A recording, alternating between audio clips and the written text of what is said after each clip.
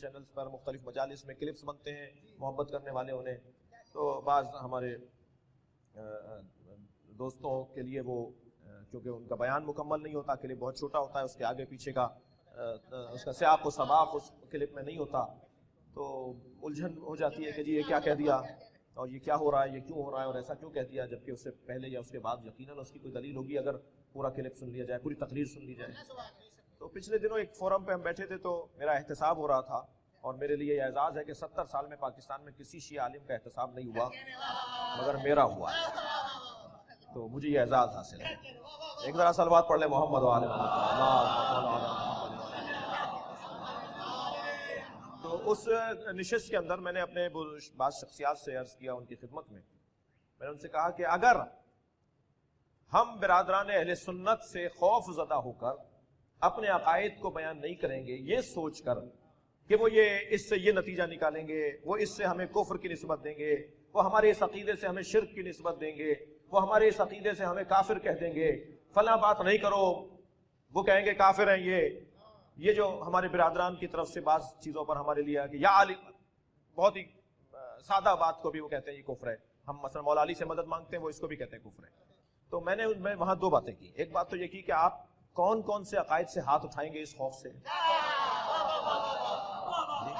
آپ سیدھا سیدھا ان کی مراد تو جب پوری ہوگی جب آپ تشیع سے ہاتھ اٹھائیں گے، لڈو بانٹیں گے، وہ گلاب جامن کھلائیں گے دنیا کو کہ انہوں نے شیعت سے ہاتھ اٹھا لیا، تو ہم کون کون سے عقیدے سے اپنے ہاتھ اٹھائیں۔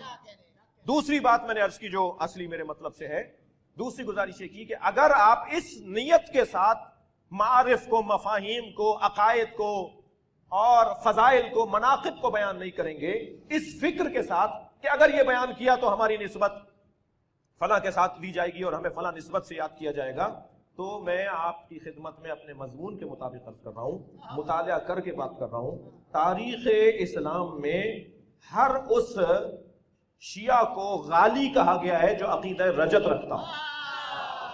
اٹھا لیں ہاتھ اس عقیدے سے، صلوات پڑھیں گے محمد و آل محمد۔ جی مجھے معاف کیجئے گا، تھوڑا سا درد دل کیا میں نے، جی یہ ہم اٹھا لیں عقیدہ رجت سے ہاتھ، اس لیے کہ حضرت ابو بصیر، حشام، مومن طاق، زکریا ابن آدم اصحاب اجماع جو ائمہ اہل بیت کے تھے، اور پھر شیخ صدوق، مفید، توسی، سید مرتضیٰ، ان سب کے بارے میں جب وہ لکھتے ہوئے آتے ہیں وہ کہتے ہیں کہ یہ غالی تھا، یہ غالی تھا، مقداد کے بارے میں یہ غالی تھا، مالک اشتر یہ غالی تھا، اس لیے کہ اس کا عقیدہ رجت کا تھا۔ تو اٹھا لیں ہم عقیدہ رجت سے ہاتھ، اس لیے کہ وہ غالی بول رہے ہیں میں۔ میرا تو سوال اس منبر پر بیٹھنے والوں سے اور اپنے آپ سے یہ ہے کہ ہم انہیں دیکھ کر مجلس پڑھتے ہیں یا مولا کو دیکھ کے مجلس؟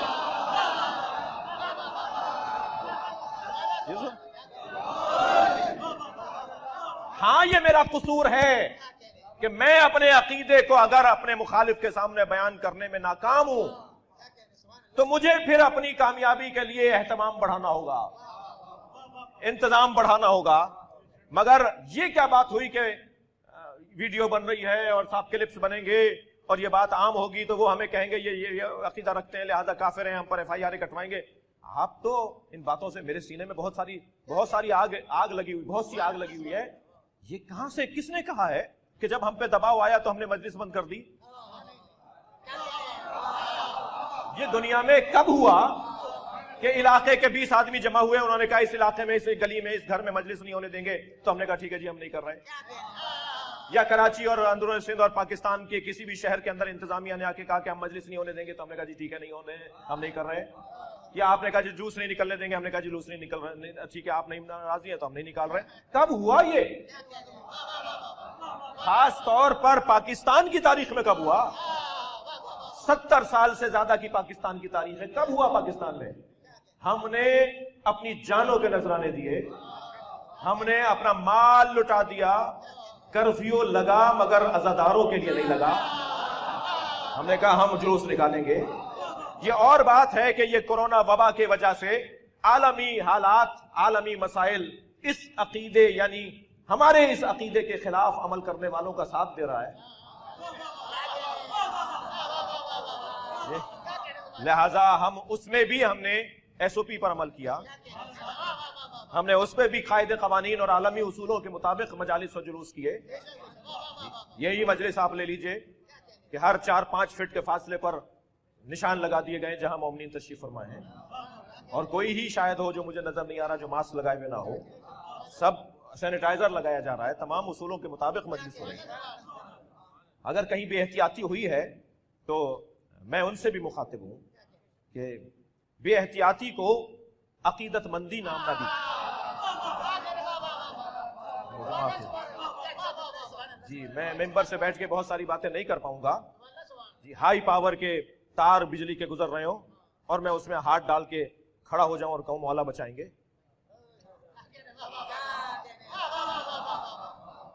مولا نے تو نہیں کہا کہ ایسے ہمیں بچاؤ, بچانے کا ہم سے خواہش رکھو.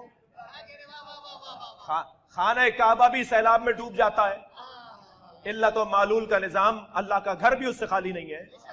صدام کے زمانے میں فائرنگ ہوئی, مولا حسین کے روزے کے اندر آج تک انہوں نے نشان روکے ہوئے ہیں.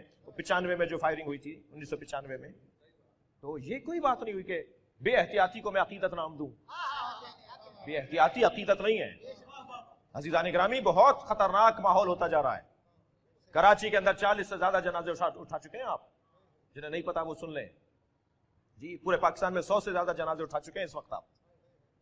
اور عجیب کیفیت ہے, یہ بھی نہیں ہے کہ کوئی بوڑھے حضرات ہی پریشان رہے, بزرگ ہی پریشان رہے, جوانوں کو اس کا شکار ہو رہے ہیں, جوان شکار ہو رہے ہیں. احتیاط وہ ایک علیحدہ بحث. مگر سوال یہ ہے کہ کب ہم نے دباؤ میں آ کر, ہم تو ویسے ہی اس گھرانے سے جڑے ہوئے ہیں جو زمانے کو مڑ کر نہیں دیکھتے, موڑ کر دیکھتے ہیں. صلوات پڑھیں گے محمد و آل محمد.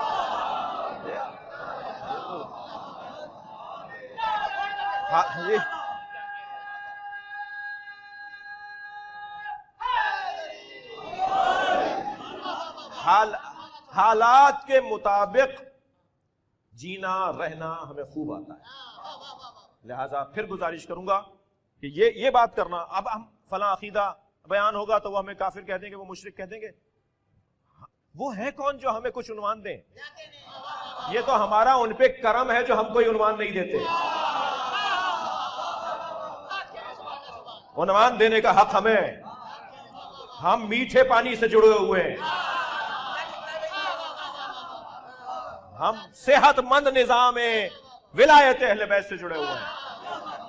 کڑوا پانی پینے والے, گدلا پانی پینے والے, گندا پانی پینے والے لوگ کسی اور کو کافر اور مشرک کہیں گے؟